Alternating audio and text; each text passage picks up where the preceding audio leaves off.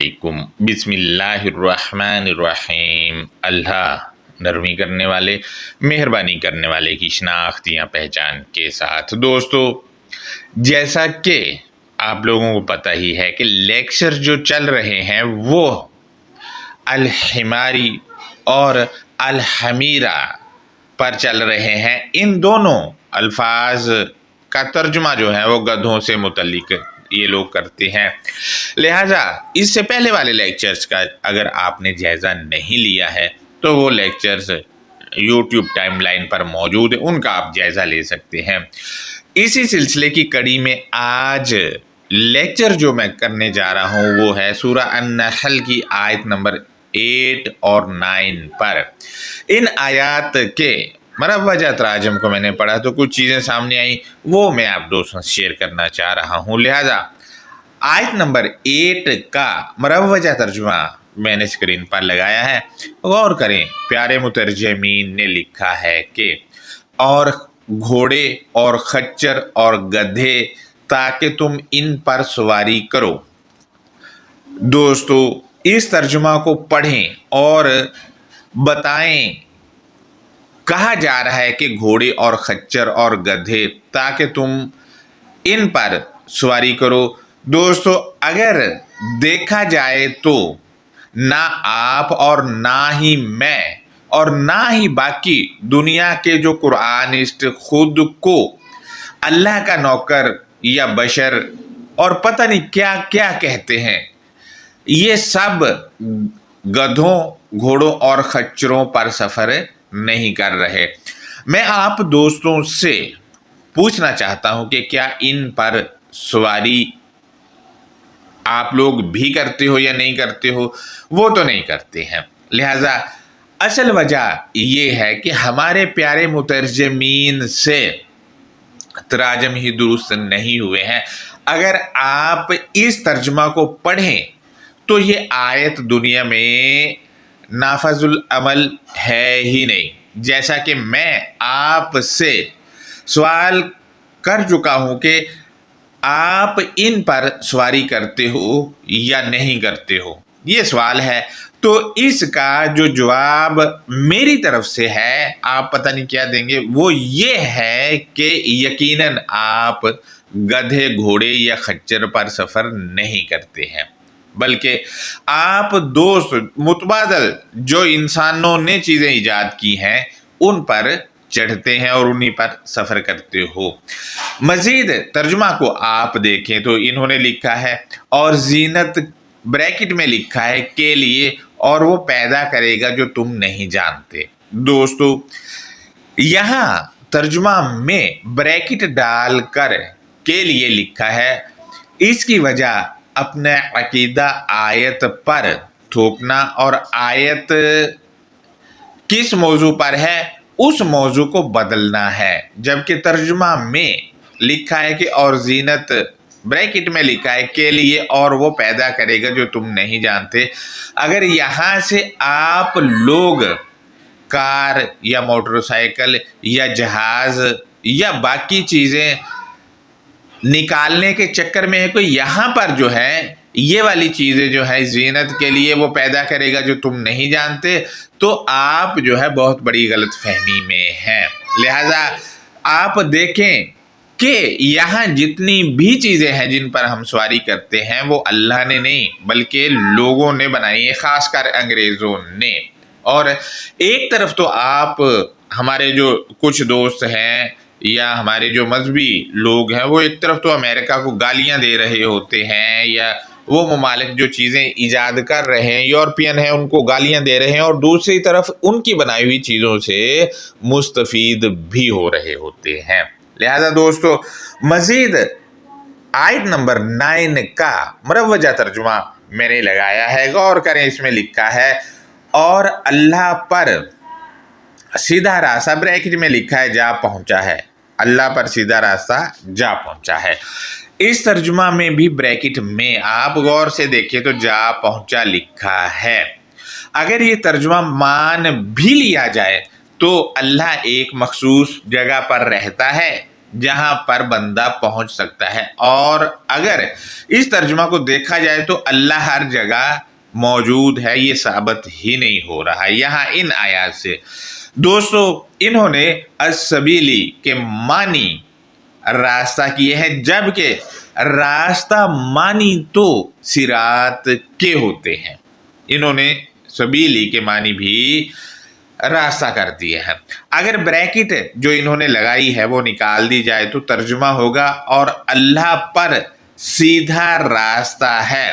اب یہاں آپ ذرا غور کریں تو بات بالکل واضح ہے کہ سیدھا راستہ اللہ پر ہے، تو یہ راستہ الکتاب المبین سے ہی ہمیں ملے گا، یعنی الکتاب المبین ہی اللہ ثابت کرے گی. ترجمہ دوبارہ دیکھیں، میں نے دوبارہ سے لگایا ہے، اس میں لکھا ہے اور اللہ پر سیدھا راستہ بریکٹ میں لکھا ہے جا پہنچا ہے، اور اس میں سے کچھ ٹیڑھے بریکٹ میں لکھا راستے ہیں. دوستو اللہ پر جو سیدھا راستہ ہے اس میں ٹیڑھے راستے بھی موجود ہیں. میں یہاں سوال کرنے پر حق بجانب ہوں کہ کیا اللہ پر بھی ٹیڑھے راستے ہیں؟ جبکہ ٹیڑھے راستے پر تو شیطان لے کر چلتا ہے، اللہ لے کر نہیں چلتا. کیا اللہ کو شیطان سمجھا جائے، یا اس ترجمے کو مد نظر رکھتے ہوئے مترجمین نے جو ڈنڈیاں ماری ہیں ان کو درست کیا جائے؟ یہ اب آپ لوگوں نے سوچنا ہے.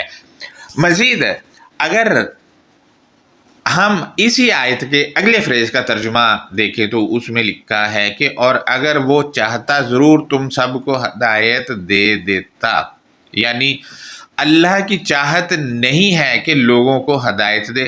اب اس میں لوگوں کا بھلا کیا قصور ہے؟ جب اللہ ہی نہیں چاہتا ان کو ہدایت دے تو بندوں کو قیامت میں پکڑنا درست نہیں، بلکہ چالاکی اور دھوکہ بازی ہوگی، کیونکہ ہدایت نہ دینا اللہ کی چاہت ان لوگوں نے ترجمے میں لکھا ہے. دوستو غلط تراجم کا نتیجہ یہی نکلتا ہے. اور یہ کچھ معلومات اور سوالات تھے جو میں نے آپ دوستوں شیئر کیے ہیں. اب مشہور الفاظ جو ہیں ان کے معنی ہم دیکھتے ہیں تو والخیلہ کے معنی خیالات ہیں سیدھا ہی سیدھا، والبغالہ اور سست رو اس کے دوسرے معنی ہے نسل خراب کرنے والا، اس کے تیسرے معنی ہے دوغلے یعنی ملاوٹ والے، اس کا چوتھا معنی ہے دوزخ والوں کو کہا جا رہا ہے. لہذا دوستو مزید ہم آگے بڑھتے ہیں تو ترکبوہا، اس میں ہا کی ضمیر جو ہے وہ پیچھے الانعام پر جا رہی ہے، لیکن ترکبو یعنی تم ان تحفے کی باہمی دستیابی پر غیر قانونی یا غیر اخلاقی عمل کرنے والے ہو. مزید ہم دیکھتے ہیں زینا، یہ سجاوٹ بناؤ سنگھار کے لیے آتا ہے.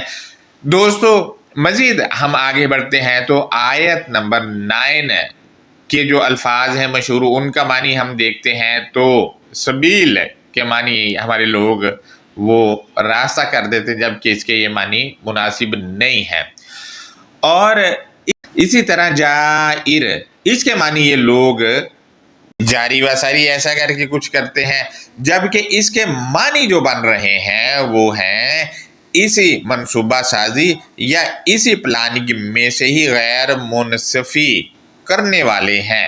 لہذا دوستو اب ان دونوں آیات کی انڈرسٹینڈنگ دیکھتے ہیں تو سورہ النحل کی آیت نمبر 8 میں کچھ یوں کر کے لکھا ہے کہ والخیلہ والبغالہ والحمیرہ لترکبوها والزینہ، اور خیالات اور سست روح یا دو رخ والے اور ٹامکٹویاں مارنے والے یا اندازے لگانے والے ضرور تم غیر اخلاقی یا غیر قانونی عمل اور سجاوٹ و بناؤ سنگھار والے ہی ہو.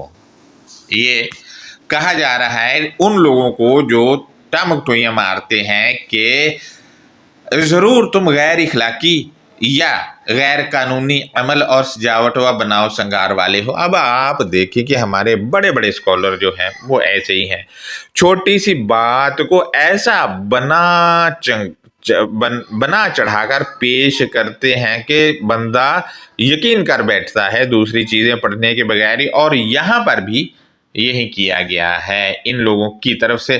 مزید اب آپ دیکھیں، تم غیر اخلاقی یا غیر قانونی عمل اور سجاوٹ بناؤ اور سنگار والے ہو، یہ وہ ہیں جو دو رخے یا خیالات اور سست روح اور یا پھر ملاوٹ کرنے والے یا ٹامک ٹوئیاں مارنے والے، یہ جو ہیں یہ آتے ہیں جو ترجمہ میں لکھا گیا ہے۔ مزید ہم دیکھتے ہیں آیت کے اگلے فریز کو، تو اس میں لکھا ہے وَيَخْلُقُ مَا لَا تَعْلَمُونَ، اور کائنات بنانے والا وہ مرحلہ وار پروان چڑھاتا جو تم نہیں جانتے، یعنی جو چیزیں ابھی سامنے نہیں آئی ہیں وہ پروان چڑھاتا ہے، لیکن ہمارے سامنے نہیں آئی، ہمارے سامنے جو آئی ہے وہ آپ دوستوں کو پتہ ہی ہے کہ کیا ہے۔